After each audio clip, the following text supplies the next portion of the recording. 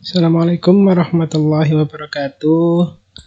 Selamat malam, malam yang dingin ya, karena sempat hujan tadi sore. Masih bersama saya untuk mata kuliah manajemen proyek perangkat lunak.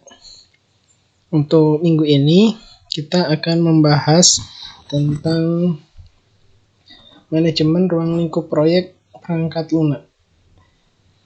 Jadi untuk minggu ini materi yang kita akan bahas yakni manajemen ruang lingkup proyek pada perangkat lunak.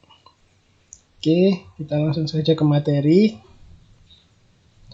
Untuk definisi sendiri di sini, ruang lingkup proyek atau scope adalah acuan semua pekerjaan yang harus dikerjakan dalam rangka mewujudkan atau menghasilkan produk proyek beserta proses atau tahapan-tahapan apa saja yang dilakukan untuk membuat sebuah produk yang dimaksud. Produk yang dimaksud di sini adalah sebuah software. Karena tadi materi yang akan kita bahas adalah ruang lingkup proyek untuk pembuatan perangkat lunak. Ruang lingkup atau batasan proyek mendefinisikan apa yang akan dikerjakan atau apa yang tidak akan dikerjakan pada proyek. Jadi, selain definisi tersebut, ruang lingkup proyek juga mendefinisikan apa yang nantinya itu akan dikerjakan atau tidak dikerjakan atau tidak perlu dikerjakan dalam sebuah pengembangan proyek perangkat lunak. Jadi itu adalah definisi dari sebuah ruang lingkup proyek. Oke, untuk proses pada manajemen ruang lingkup atau manajemen scope itu ada beberapa tahapan. Di antaranya yang pertama yakni inisiasi. Inisiasi sendiri adalah memulai proyek atau melanjutkannya pada fase-fase selanjutnya. Jadi kita menginisiasi dulu apa itu proyek yang akan kita buat, lalu kita membuat perencanaan ruang lingkup proyek, lalu mendefinisikan apa sih ruang lingkup yang akan kita buat. Nah, setelah itu terdefinisi, baru kita nanti membuat WBS atau susunan hierarki yang mana itu akan menjelaskan secara detail apa saja atau tugas apa saja yang akan dilakukan oleh bagian-bagian yang ada di dalam proyek. Yang kelima ya, ada verifikasi dari ruang lingkup itu sendiri. Lalu di situ juga ada proses kendali perubahan ruang lingkup proyek, yang mana di setiap proyek pasti ada perubahan-perubahan. Jadi kita harus melakukan kendali itu, jangan sampai apa yang kita buat di awal itu menjadi berantakan karena ada perubahan-perubahan di tengah jalan.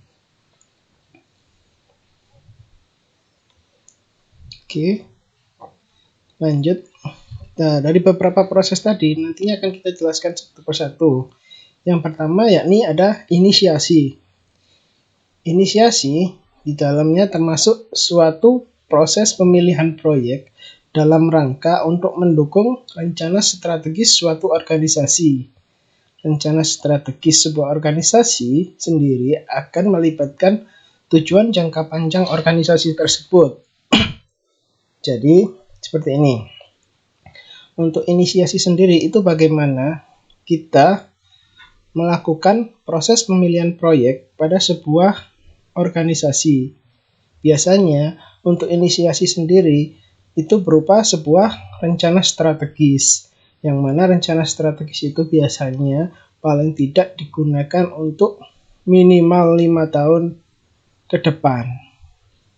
Jadi proyek IT yang akan dikembangkan tersebut haruslah mendukung strategi dari organisasi dan memberikan keuntungan yang kompetitif, termasuk di dalamnya yakni keuntungan finansial yang ingin dicapai oleh sebuah organisasi.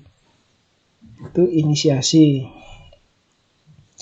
Biasanya inisiasi dilakukan dengan cara melakukan perankingan seperti ini. Jadi di sini ada beberapa beberapa kriteria kenapa kita harus melakukan pengembangan sebuah perangkat lunak.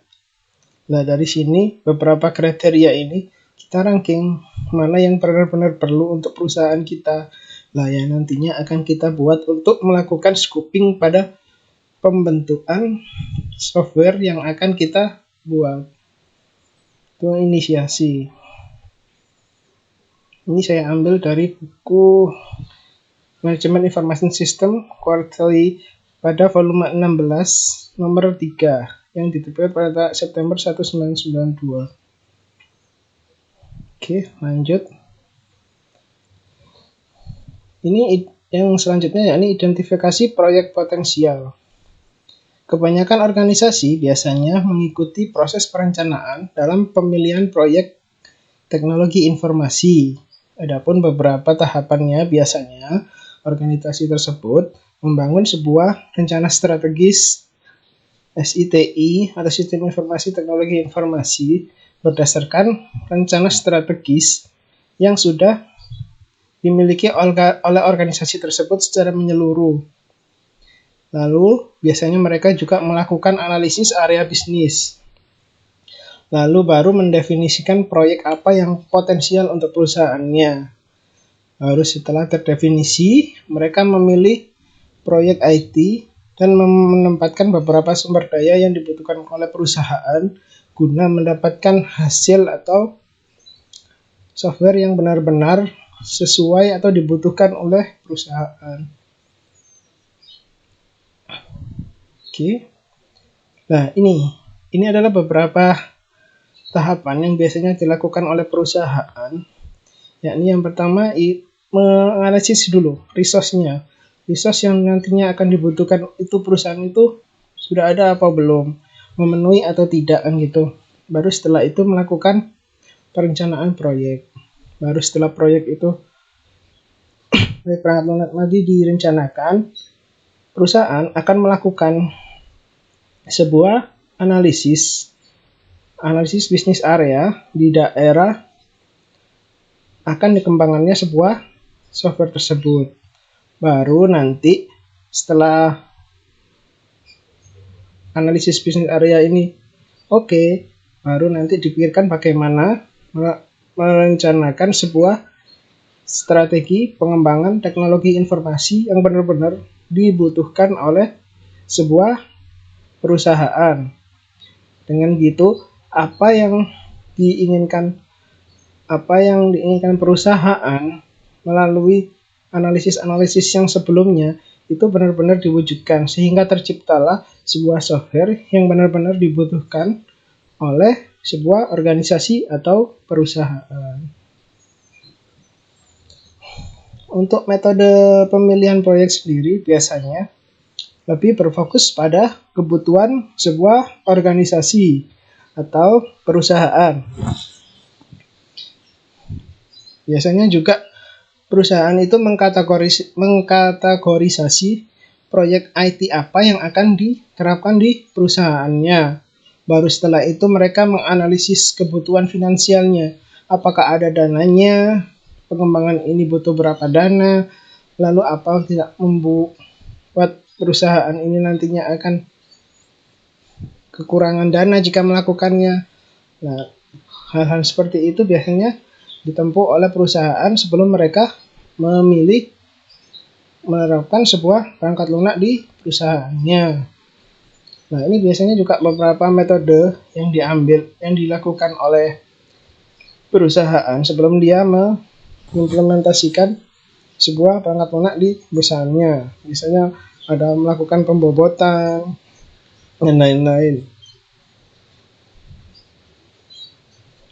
Nah, ini lebih berfokus pada kebutuhan utama organisasi.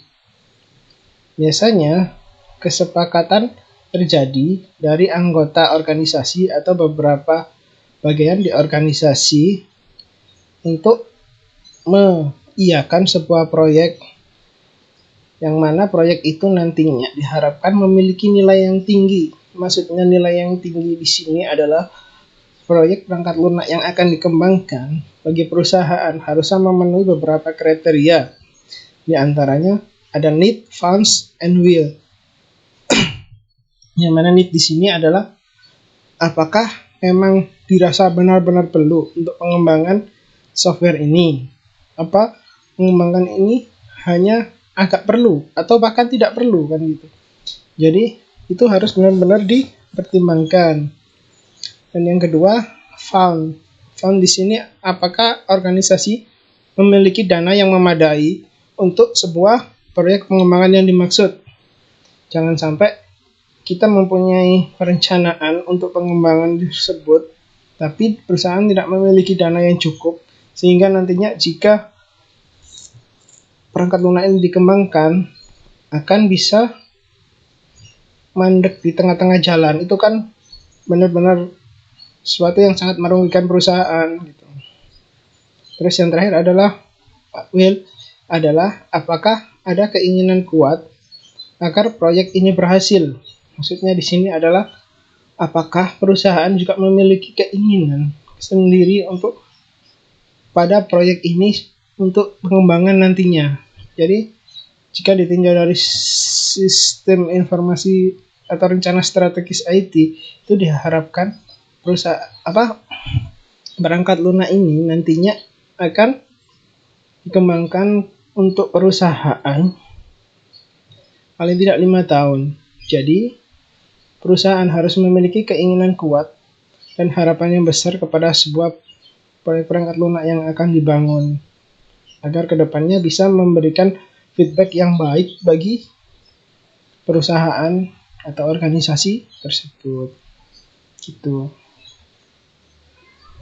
Oke. Kategorisasi proyek IT. Ini yang tadi saya jelaskan ya. Kalau perusahaan biasanya juga mengkategorikan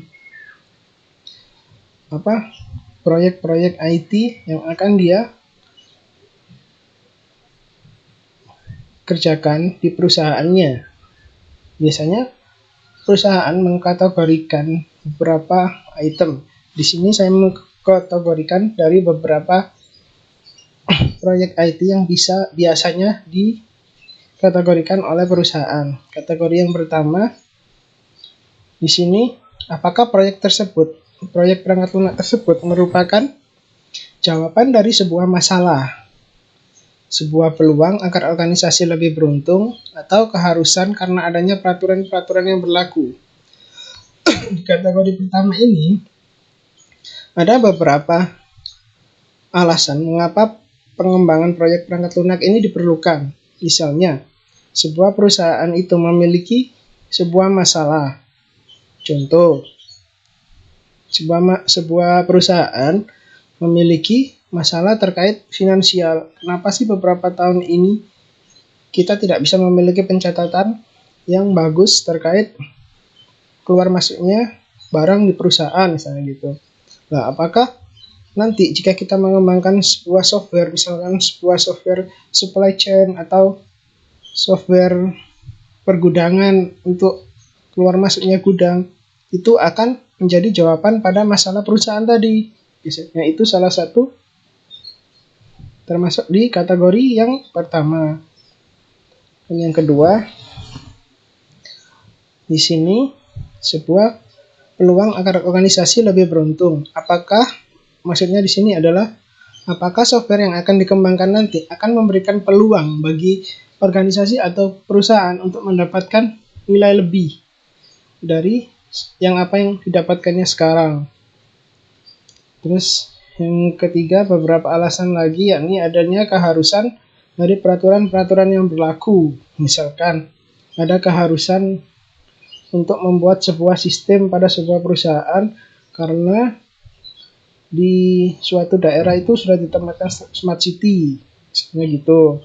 Atau ada aturan-aturan berlaku dari sebuah perusahaan atau komite perusahaan untuk menerapkan sebuah sistem informasi, itu baru juga masuk di kategori yang pertama. Jadi kategori pertama ini lebih ke apakah proyek perangkat lunak itu merupakan titik gitu. Untuk yang kategori yang kedua, biasanya perusahaan mengkategorisasi proyek IT dari lamanya proyek dan kapan akan dibutuhkan oleh perusahaan. Kategori yang ketiga biasanya lebih ke prioritas proyek perangkat lunak atau proyek-proyek yang lain. Misalkan untuk sebuah pengembangan IT di perusahaan A itu menimbang apakah perlu untuk mengembangkan proyek IT atau lebih mengembangkan proyek-proyek lain di perusahaan, misalnya gitu. Oke, lanjut. Analisis finansial. Pertimbangan lain yang merupakan hal yang sangat penting dalam pemilihan proyek yakni pertimbangan dari segi finansial.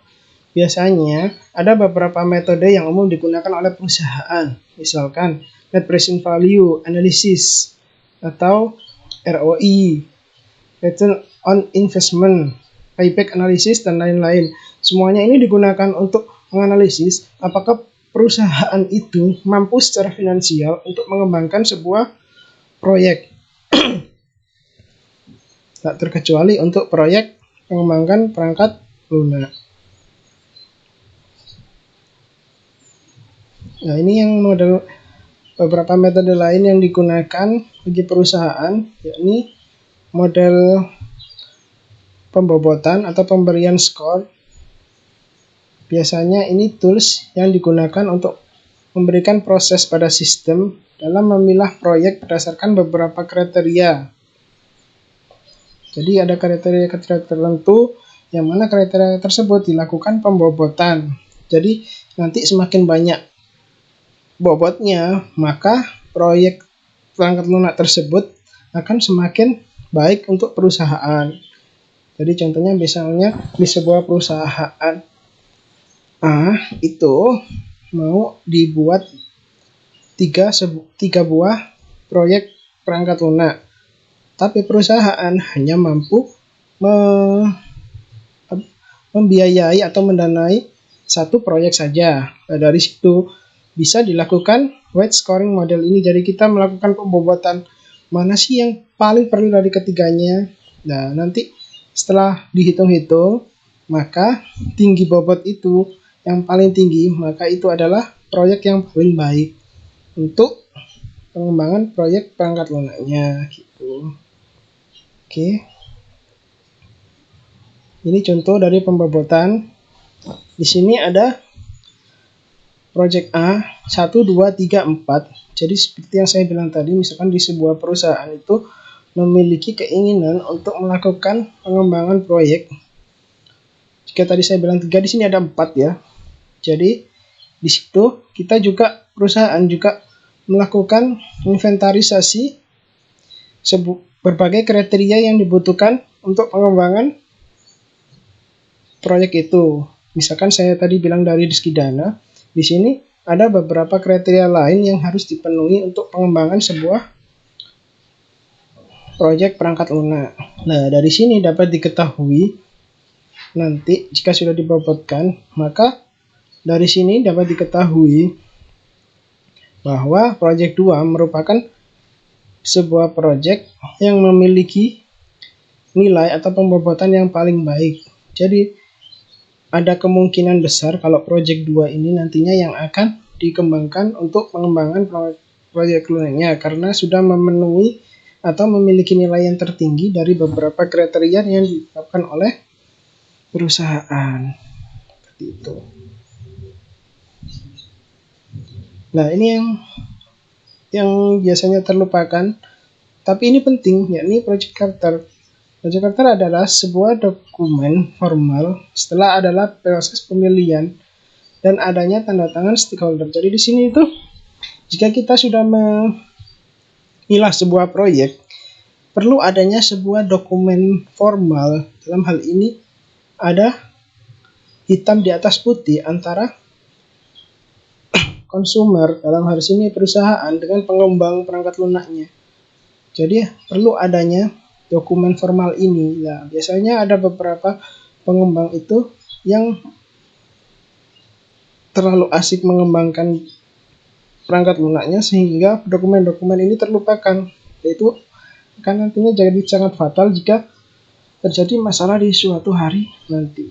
Jadi ini beberapa hal yang perlu dilakukan saat kita melakukan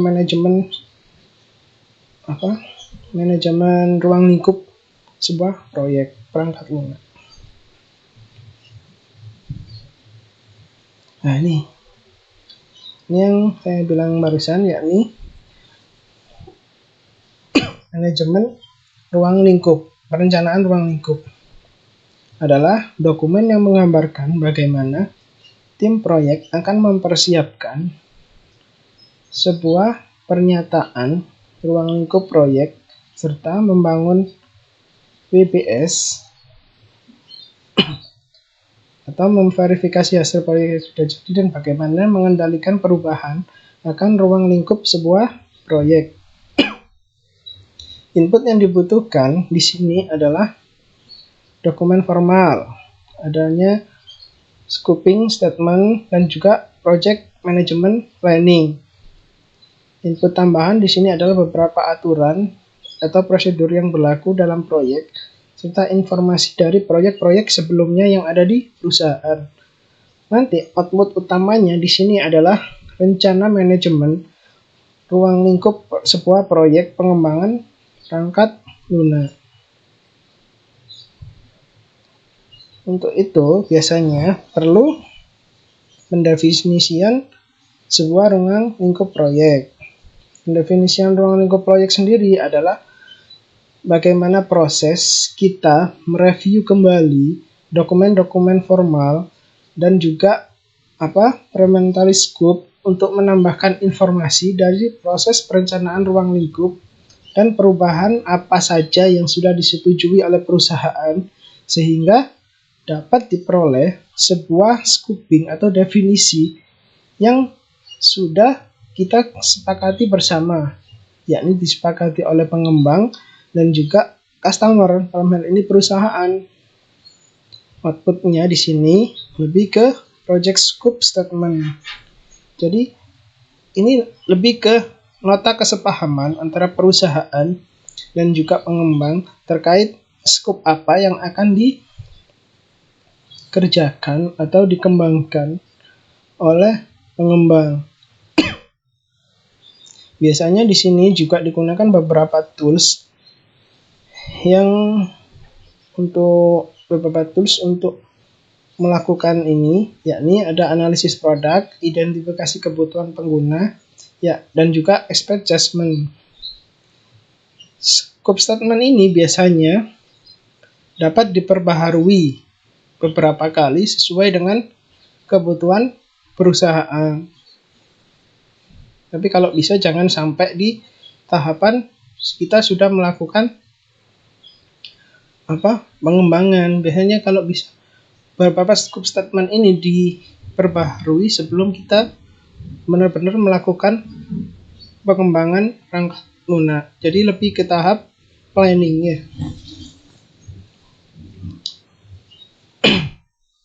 Beberapa informasi yang harus terkandung dalam project scope statement diantaranya yakni deskripsi dari sebuah proyek itu, termasuk di dalamnya ada tujuan, justifikasi keberadaan proyek, dan lain-lain. Yang tak kalah pentingnya di sini harus ada deskripsi detail tentang karakteristik dan permintaan dari sebuah pelanggan. Jadi jangan sampai nanti pelanggan A minta A, kita kasih B. Itu kan aneh gitu loh. Jadi harus ada deskripsi detail ininya. Dan juga kriteria kesukaan dari proyek. Jadi di sini perlu kita mengetahui apa sih yang diinginkan dari sebuah customer. Ada seorang customer kita. Jadi kita perlu mengetahui kriteria-kriteria apa yang diinginkan oleh perusahaan. Jadi seperti itu. Ini yang dimaksud menyusun WBS tadi ya. WBS ini adalah Work Breakdown Structure. WBS adalah bagaimana kita membagi atau deliverables proyek berdasarkan kelompok kerjanya masing-masing. Jadi WBS sendiri adalah bagaimana kita melakukan pembagian atau melakukan sub-sub proyek berdasarkan kelompok kerjanya masing-masing. Biasanya dalam WBS ini dibutuhkan pada sebuah proyek karena lebih memudahkan kita dalam melakukan atau mengetahui tugas-tugas mana yang harus dikerjakan pada setiap pembagian. Biasanya input yang digunakan untuk membangun WBS ini lebih ke project scope statement dan project management planning. Tools yang digunakan biasanya adalah atau teknik yang digunakan work breakdown struktur ini adalah mendekomposisi atau membaginya menjadi kecil-kecil sebuah proyek yang besar menjadi beberapa paket pekerjaan kecil yang mana di situ dijelaskan dengan detail apa itu kegunaan dan fungsi dari setiap paket-paket pekerjaan tersebut. Outputnya adalah kamus WBS, scope baseline, update project statement, dan scope management. Biasanya aplikasi yang digunakan ini bisa menggunakan untuk menyusun WBS itu bisa menggunakan Mind Manager Pro atau aplikasi-aplikasi yang lainnya yang mendukung untuk pengerjaan work breakdown structure. WBS itu bentuknya seperti ini. Nah, ini adalah bentuk contoh dari sebuah WBS. Adapun pedoman pembuatan WBS, yakni yang pertama, satu unit pekerjaan hanya akan muncul di satu tempat, nggak boleh lebih dari satu. Jumlah pekerjaan yang dibagi harus habis terbagi, nggak boleh ada sisa dari pekerjaan. Yang ketiga, satu satuan pekerjaan hanya punya satu penanggung jawab. Jadi ini akan memudahkan kita nantinya. Jadi nggak saling ada salah-salahan. Jadi kita di suatu pekerjaan hanya punya satu penanggung jawab. Yang keempat, harus dilaksanakan secara konsisten. Dan yang kelima, anggota tim proyek harus terlibat dalam pembuatan WBS. Setiap satuan pekerjaan didokumentasi secara jelas dan lugas. Yang ketujuh, harus fleksibel untuk mengakomodasi sebuah perubahan di setiap bagiannya. Oke. Ini tadi contohnya dari sebuah project WBS. Jadi di WBS ini ada sebuah contoh, ada sebuah proyek pengembangan intranet di suatu kantor, yang mana dari proyek besar ini dibagi lagi menjadi beberapa bagian. Di sini ada konsep, web design, website development, atau pembentukan website, rollout, dan juga ada support. Nah, di masing-masing ini ada seorang yang bertanggung jawab pada bagian-bagian itu. Nah, di setiap bagian ini nantinya juga akan dilakukan dekomposisi lagi terkait pekerjaan-pekerjaan apa yang harus dilakukan di bagian-bagian ini. Jadi dekomposisi ini bisa terus-menerus sampai dengan scope yang terkecil. Nah, ini dipegang oleh tetap satu bagian, yakni di bagian konsep. Ini contohnya. Oke. Ini adalah tabular form dari penggunaan tadi. Dari penggunaan WBS yang di atas tadi ini. Jika dituliskan secara table akan seperti ini. Kebutuhan dari perusahaannya tadi. Ini ada contoh lain, berbagai pengembangan software hampir sama dengan tadi. Di sini ada sebuah proyek besar, yang mana proyek tersebut dibagi menjadi beberapa proyek kecil, dan di bagian tersebut ada sub lagi atau dekomposisi lagi dari setiap project yang ada, yang mana semuanya ada penanggung jawabnya di setiap bagian ini.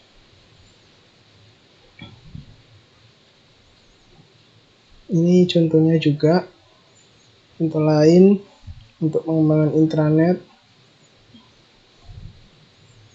Ini juga contoh lain untuk pengembangan air traffic system. Selanjutnya ada sistem development process. Jadi sistem development process sendiri adalah bagaimana kita mendevelop sebuah atau membangun sebuah perangkat lunak di sebuah perusahaan atau sebuah organisasi. Biasanya yang kita lakukan yang pertama adalah melihat sistem yang ada, terus menyimpulkan permasalahan-permasalahan apa sih yang ada di tempat tersebut. Lalu setelah kita tahu, kita melakukan pengembangan sistem, yang mana pengembangan sistem itu harus melalui beberapa tahapan atau beberapa metodologi. Beberapa metodologi ini bisa melakukan ini seperti yang kita pelajari kemarin ya, ada waterfall analisis. Di sini kita misalkan melakukan metodologi waterfall, yang mana ada melakukan tahapan perencanaan, analisis, perancangan, implementasi, dan pemeliharaan. Jika hal ini sudah dilakukan, pastinya ada solusi atau bagaimana kita menemukan sebuah hasil dari pemecahan sebuah masalah yang ada di sini tadi. Setelah dilakukan analisis, ketemu masalahnya. Jadi nanti kita tinggal bagaimana melakukan pemecahan masalah tadi.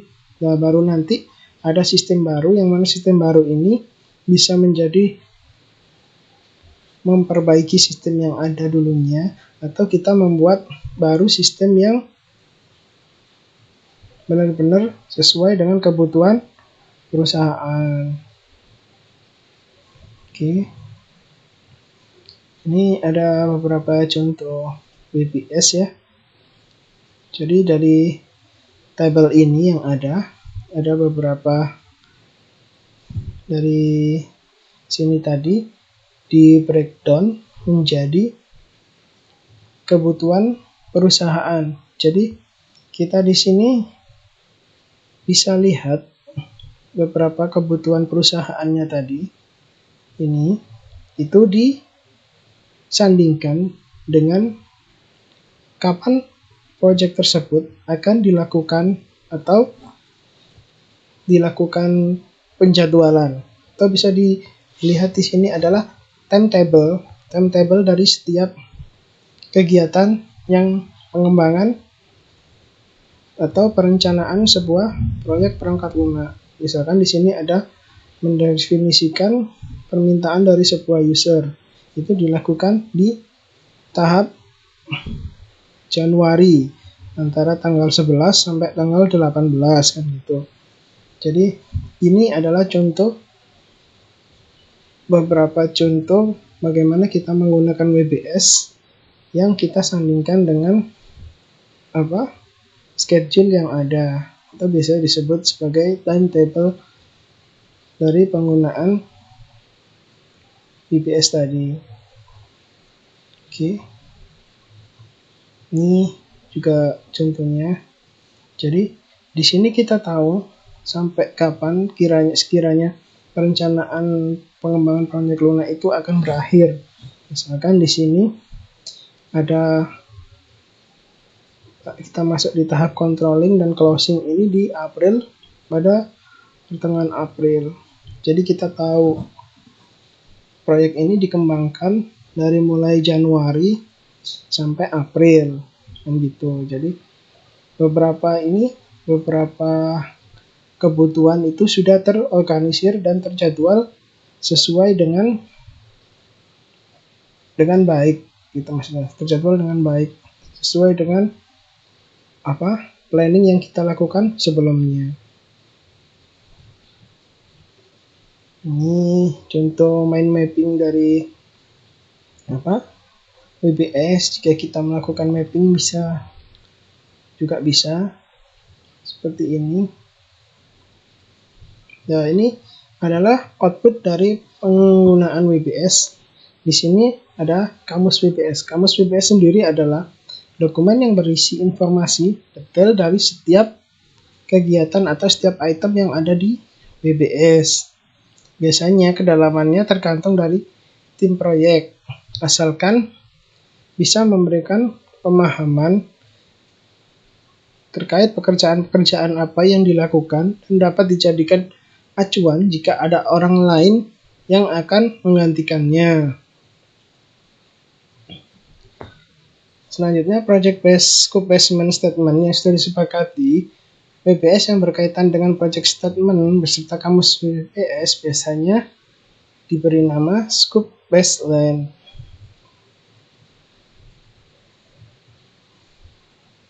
Ini selanjutnya ada verifikasi ruang lingkup proyek. Verifikasi ruang lingkup proyek sendiri adalah sebuah proses penerimaan hasil dari project scope statement final oleh stakeholder atau customer yang meminta kita melakukan pengembangan perangkat lunak. Input biasanya yang dibutuhkan untuk kita melakukan verifikasi ini yakni project scope statement, kamus WBS, project scope, management planning, dan juga deliverable. Biasanya tools yang digunakan atau teknik yang digunakan oleh perusahaan untuk melakukan pengecekan yaitu melakukan inspeksi oleh perusahaan, apakah itu sudah ada atau bisa digunakan dan lain-lain. Selanjutnya yang tidak boleh terlupakan juga yakni ada pengendalian perubahan ruang lingkup proyek. Pengendalian perubahan ruang lingkup proyek adalah proses yang berkaitan dengan faktor-faktor yang dapat mengakibatkan perubahan ruang lingkup dan bagaimana mengendalikan pengaruh akibat dari perubahan yang terjadi itu. Perubahan yang tidak terkendali akan mengakibatkan meluasnya ruang lingkup proyek. Jadi di sini kita sebagai pengembang perangkat lunak juga harus mengendalikan beberapa perubahan ruang lingkup. Misalkan kita sudah sepakati ruang lingkup pengembangan proyek perangkat lunak itu akan dilakukan di subbagian A. Nah, kalau sudah disepakati seperti itu, project scope-nya sudah jelas di situ. Kalau bisa, kita hanya mengerjakan di situ, fokus di situ, kita implementasikan di situ. Jangan sampai nanti customer atau yang lainnya itu melakukan permintaan di tengah-tengah kita melakukan pengembangan. Jadi nantinya kita akan kesusahan karena ruang lingkup proyeknya sudah pasti akan melebar dan kita tidak fokus lagi untuk mengerjakan suatu bagian yang diminta di awal kesepakatan. Jadi kita harus benar-benar bisa mengendalikan perubahan ruang lingkup dari sebuah proyek. Ini beberapa saran yang bisa digunakan untuk menekan perubahan ruang lingkup. Yang pertama, kita yakin bahwa proyek memang dimulai untuk menjawab permasalahan yang ada di sebuah organisasi. Sebisa mungkin pada waktu kita awal melakukan scoping itu melibatkan user secara optimal.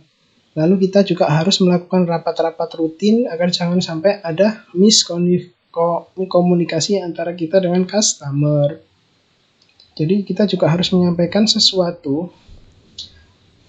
dalam tanda kutip, sesuatu di sini adalah menyampaikan hal-hal yang memang perlu disampaikan pada user dan sponsor secara teratur. Jangan sampai nanti ada kesalahpahaman antara pengguna nanti dan juga sponsor yang terlibat di dalamnya. Intinya kita lebih mengoptimalkan komunikasi antara customer dan juga pengembang atau sponsor ya. Ini ringkasannya. Jadi manajemen scope di sini adalah kita project scope management itu kita terbagi menjadi beberapa bagian yang harus dilakukan. Yang pertama adalah kita merencanakan scope-nya, lalu mendefinisikan scope-nya, lalu setelah itu jika scope definisinya sudah terbentuk, maka kita bisa membuat WBS-nya. Nah, setelah WBS tersebut sudah terbentuk, baru perusahaan bisa melakukan verifikasi terkait kebutuhan-kebutuhan yang sudah tersusun di kamus WBS tadi. Baru setelah itu proyek bisa dikerjakan dengan cara kita melakukan controlling scope atau pengendalian scope yang tadi. Jangan sampai scope yang kita rencanakan di awal itu tadi melebar kemana-mana. Dan gitu. Ini ringkasan dari apa yang kita pelajari pada minggu ini. Ini beberapa contoh ringkasan proses flow diagram dari apa yang kita lakukan tadi.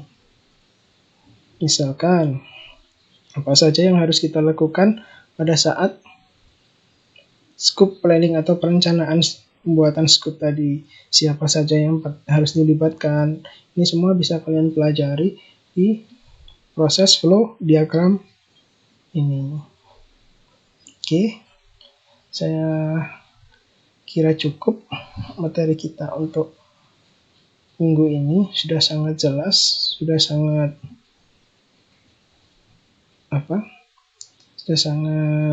rinci.